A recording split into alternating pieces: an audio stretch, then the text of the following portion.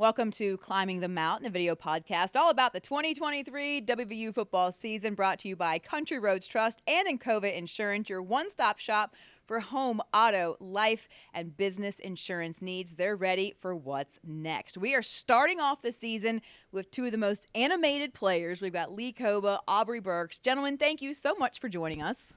Thank you. Thank you for having us. Okay, good. Now you're animated. I was a little worried about you there. Let's talk about this. It is game week. At what point do you guys get excited? Is it Sunday night before you go to bed? Is it Monday morning? When does it hit you that finally we are going to be on the gridiron playing an opponent and not hitting each other? It definitely hit me Saturday in the mock game. I kind of felt like just going through the motion out there made me feel like we got a game next week. So I was like kind of getting tense. Like I was like, game day coming, so I got to prepare myself even more now, get more locked in with what I got to study and everything. So Saturday during the mock game, when I was out there, I was kind of like, okay, it's coming for real. What about you, Lee?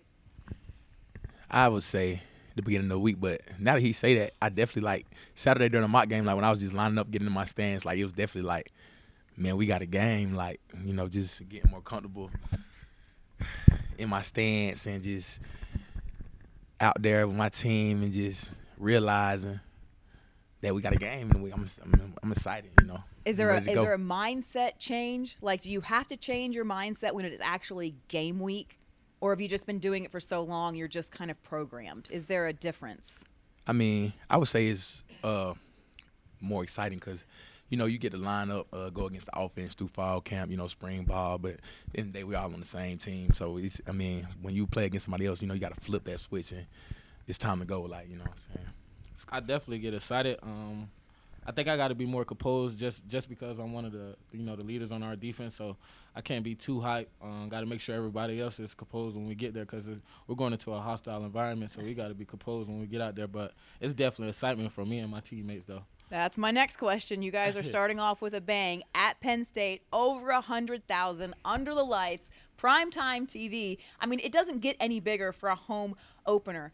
Or, excuse me, a season opener, I should say. How do you stay composed but thrive off the energy that stadium is going to be bringing, because you're going to have over 100,000 people who don't want to see you succeed, and I'm sure that just gets in your grill and propels you guys. Yeah, well, hopefully they don't have no energy, you know, because they ain't got no reason to cheer. But, you know, we just got to come in and create our own energy. Like, we practice that in practice, you know, when we're going against the offense. Like, we have to create our own energy on the sideline and just, you know, hopefully take the crowd out of the game, you know.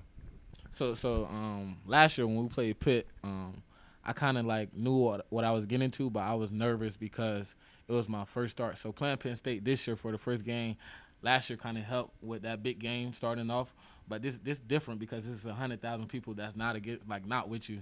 Like Lee said, we got to create our own energy. One thing we've been doing in practice is going in the indoor, turning on the music, playing as loud as we can, just so we know what type of game we're going into, mainly for the offense, but also for us to communicate at a high level. So just going into this environment, we know that not many people going to be with us, and that's something we like. That's something they've been telling us since we started fall camp, since we started in the summer, that everybody against us, and we like that. Like I said in my interview the other day, respect all and fear none. So that's the mindset we're going into this week. I like that. Respect all, fear none. Yes, That's ma'am. a really good one. Now, I know like it's being kept under wraps who the starting quarterback's going to be. I'm not going to ask you guys, but are you guys confident with who you see emerging at that position? Yeah, we're confident. We're confident. I'm confident in both. I went against both during the whole fall camp. Both of them showed me a lot of flashes. Both showed me a lot of things that I didn't know they can do. Situational football that they've been doing pretty good at. So I'm excited. Whoever steps on that field, I trust them with our offense. All right, so complete this sentence. Last year's defense was, this year's defense will be. Last year's defense was not good enough. This year's defense will be better. Last year's defense was average. This year's defense will be more physical. More physical. So Yes, what ma'am. do you foresee the difference being with this defensive unit from last season to this season? Everybody hungry. Yeah. That's the main thing. Like, you see that every day. Everybody's hungry. Last year, we didn't have many people holding each other accountable. This year, it shows, like, in my position group, I got some freshmen telling me, like, you got to do better. Like, you had an off day today. And then I got to tell people myself to, hold them accountable. That's something that I may not like doing, but I know that's what we need, and I know that's what we was missing last year. So coming from me and him especially, like, we got to be out there setting the standard for our whole defense, and then hopefully set the standard for our offense too, and like get them momentum and everything.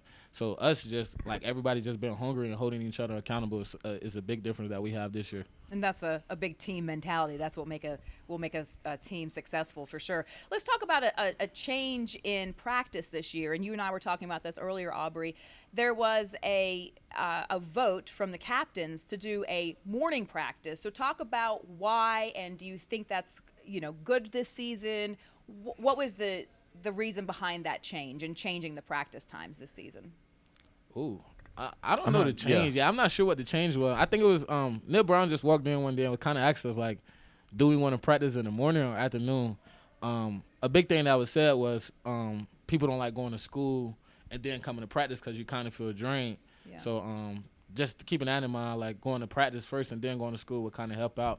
And then a lot of us have like 1 or 2 classes a day. First class might start at 1, so it's a quick transition. Like I said, we get out of practice at 12 and you got class at 1, then you probably done for the day.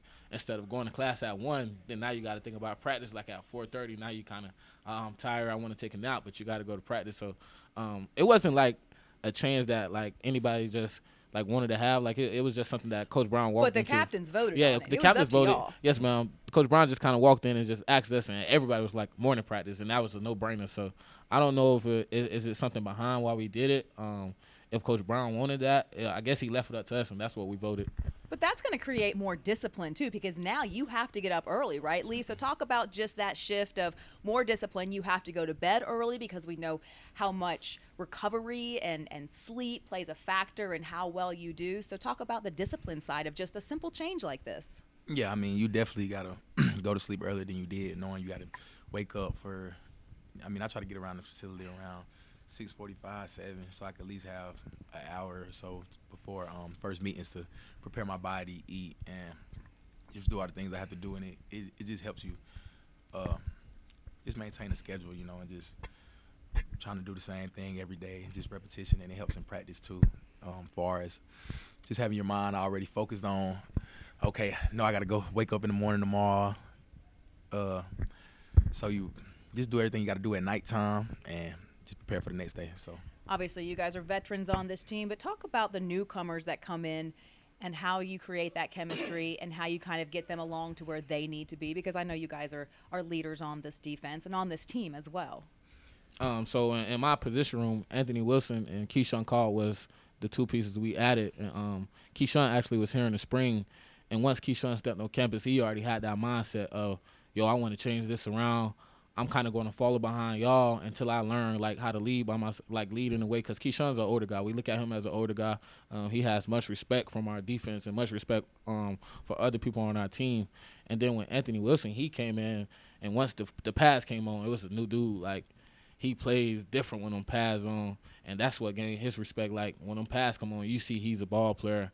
And so them 2 guys, just adding them 2 new pieces and us showing them, like, this is how we're going to hold each other accountable. This is our standard.